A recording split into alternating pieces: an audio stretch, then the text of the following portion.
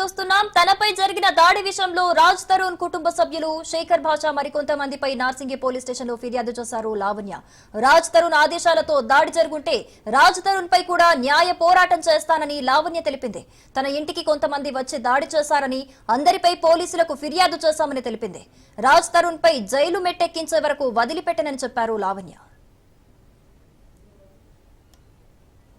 రాస్తారుకి mention చేస్తూ రాస్తారు వెనక ఉన్న మస్తాన్ సాయి ఉండొచ్చు, శేఖర్ భాష ఉండొచ్చు, ఉదయ్, ప్రీతి, మేఘన వీళ్ళందరినీ మెన్షన్ చేసి కంప్లైంట్ ఇవ్వడం జరిగింది. రాస్తారు పేరెంట్స్ తో పాటు ఎవరైతే దుండగులు వచ్చారో వాళ్ళని ఫిజికల్ గా అటాక్ చేశారు, మొలెస్ట్ చేశారు, వర్బల్ గా వీళ్ళు మా కమ్యూనిటీ అంతా న్యూసెన్స్ చేశారు, మా కమ్యూనిటీలో డిస్టర్బ్ చేశారు అంతా.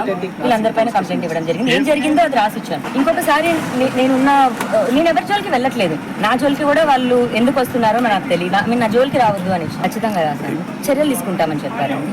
దాడి జరిగిన దానికి ప్రధానంగా రాస్తారునే కమ్యూనిటీలోకి అలౌ చేశాడండి. మా మనుషులు వస్తున్నారని. సో 15 మంది ఎవరైతే దుండగులు వచ్చారో 10 మంది ఇంట్లోకి ఎవరైతే ఎంటర్ అయ్యారో వాళ్ళు రాస్తారని పంపించారో మరి శేఖర్ భాష పంపించారో పోలీసులే చెప్పాలి. నేనైతే ఇష్యూని వదలనండి, ఎందుకంటే నా ప్రాణం మీదకి వచ్చింది. నేను నా మనస్ఫూర్తిగా సారీ చెప్పి వదిలేద్దాం అనుకున్న మనిషి ఈ రోజున నా ప్రాణం మీదకి వచ్చిన తర్వాత నేను పోలీస్ స్టేషన్ ఉంది, రమ్మనండి, ఐఎంఏ తీసుకొని రమ్మనండి, కంప్లైంట్ ఇద్దాము. ఫోన్ దొరుకుతుంది ఖచ్చితంగా. ఆమె వచ్చి న్యూసెన్స్ చేసింది కదండి, ఆమె చేసిన అల్లరి కానీ ఆమె చేసిన గోల కానీ ఖచ్చితంగా జరిగింది. మరాఠీ ప్రీతి చౌదరి అండి, ఆమె పేరు కూడా మెన్షన్ చేశాను. 3 పేజెస్ ఇచ్చాను. చరిత్ర ఏం రాయలేదు. నేను జరిగింది చాలా దాడండి. నేను పోయానని అనుకున్నాను. ఏం నూకలు ఉన్నాయో తెలియదు, బతుకున్నాను. నేను లైఫ్ లో నిజంగా మూవ్ ఆన్ అవ్వాలనుకుంటున్నాను, సంతోషంగా ఉండాలనుకుంటున్నాను. నాకు వద్దు రాస్తారు, నీకు వద్దా, నాకు కూడా వద్దు, వచ్చి కూర్చో మాట్లాడు. నీకేమైనా భయం వేసి ఇలా అంటున్నావా, అంత దూరంగా కూర్చొని మాట్లాడుకొని క్లోజ్ చేసుకొని వెళ్ళిపోదాం. నేను కూడా వెళ్ళిపోతాను, నాకు వద్దు, బ్రతకాలని ఉంది. రాస్తారు ఒక్కసారి వచ్చి మాట్లాడమనండి, నేను అన్ని ఆపేస్తాను. క్లోజర్ డిమాండ్ చేస్తాను. ఏమి ప్రాపర్టీ వద్దు, నాకేమి డబ్బులు వద్దు, క్లోజర్ నిజం మాత్రమే మాట్లాడుతున్నాను. ఇప్పుడు కాదు, లావణ్య ఎప్పటికైనా సరే తన ప్రాణం చివరి వరకు అయినా సరే నిజం మాత్రమే. ఆ నిజం, ఆ క్లోజర్ ఇచ్చేసి నేను గుడ్ బై చెప్పి వెళ్ళిపోతాను. ఖచ్చితంగా నేను సంసారం చేసింది రాజ్. రెడ్డి, అంశానికి సంబంధించిన మరింత సమాచారం మనకి రత్నకుమార్ అందిస్తారు. రత్నకుమార్, లావణ్య రాజ్ తరుణ్ యొక్క ఇష్యూ మరొకసారి తెరపైకి వచ్చినట్టుగా తెలుస్తోంది. దాడి జరిగింది అని లావణ్య ఆరోపిస్తోంది. అసలు ఏం జరిగింది? ప్రస్తుతం లావణ్య రాజ్ తరుణ్ వివాదంలో అనేక కీలక అంశాలు చోటు చేసుకుంటున్నాయి. ఇప్పటి వరకు ఈ వ్యవహారం అనేది లావణ్య రాజ్ తరుణ్ మధ్య జరిగినటువంటి వాళ్ళు చేసినటువంటి సహజీవనం కావచ్చు, లావణ్య చెప్తున్నట్టు తాము పెళ్లి చేసుకున్నటువంటి విషయాలన్నిటికి సంబంధించి కూడా ప్రస్తుతం కేసులు అనేవి కోర్టు దశలో ఉన్నాయి. ఇటువంటి సందర్భంలోనే ఇప్పుడు మరొక కీలక పరిణామం అనేది చోటు చేసుకుంది. నిన్న లావణ్య రాజ్ తరుణ్ పేరెంట్స్ కోకపేట నివాసానికి చేరుకున్న తర్వాత ఇల్లు తమ కొడుకు రాజ్ తరుణ్ కష్టపడి కట్టించినటువంటి ఇల్లు ఇది, తమ మీద తమకు పూర్తిగా హక్కులు అనేవి ఈ ఇంటి మీద ఉన్నాయి, ఈ ఇంట్లో మేము ఉంటామంటూ వాళ్ళు ఇంటికి రావడం జరిగింది.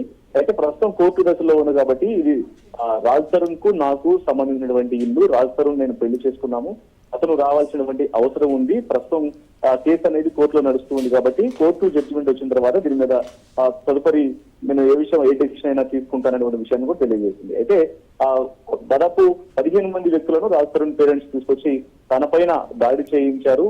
సో వాళ్ళ మీద కఠిన చర్యలు తీసుకోవాలంటూ కూడా ఆమె రాత్రి మీడియాతో మాట్లాడుతూ కూడా అనేక సందర్భాల్లో తెలియజేసింది.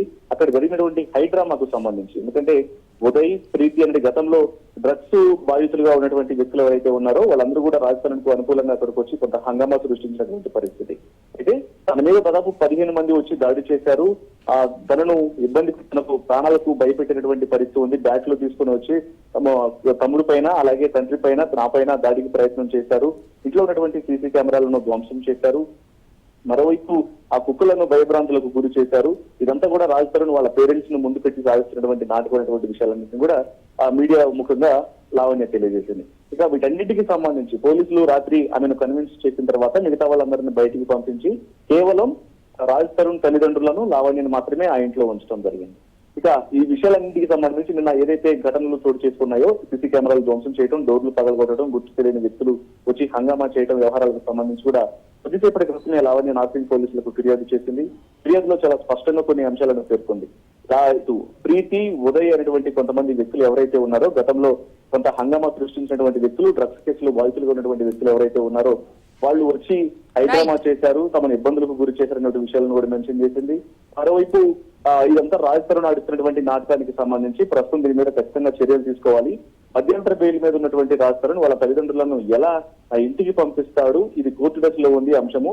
ఈ వ్యవహారాలన్నీ జరుగుతూ ఉన్నప్పటికీ కూడా వీళ్ళు కావాలనే తన ఇంట్లో నుంచి బయటికి పంపించడం కోసం తన మీద దాడి చేసి ఇబ్బందులకు గురి చేస్తున్నారు. తనకు ప్రాణభయం ఉంది, ఇప్పటికే తన మీద దాడి చేశారు ఇష్టానుసారంగా అని ఈ విషయాలన్నింటినీ కూడా మెన్షన్ చేస్తూ దాడి చేసిన వాళ్ళ మీద కఠిన చర్యలు తీసుకోవాలి, అలాగే తనకు న్యాయం చేయాలి అన్నటువంటి విషయాలన్నింటి మీద ప్రస్తుతం పోలీసులకు ఫిర్యాదు చేయడం జరిగింది.